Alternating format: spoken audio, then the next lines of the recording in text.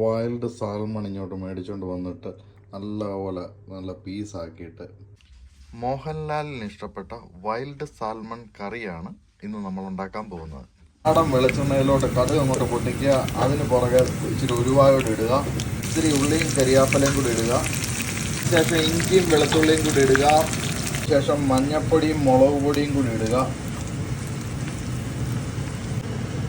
മല്ലിപ്പൊടിയുടെ സ്വല്പം മല്ലിപ്പൊടിയോട് ഇടുക, സ്വല്പം വെള്ളം കൂടെ ഇട്ട് അങ്ങോട്ട് ഒഴിച്ചിട്ട് അങ്ങോട്ട് ഇളക്കുക.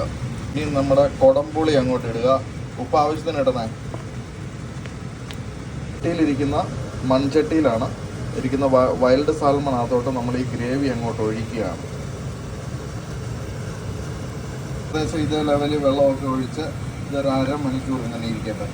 പിന്നെ ഫ്രഷ് കരിവേപ്പില ഇച്ചിരി മണ്ടയ്ക്കൂടെ തളിക്കണം.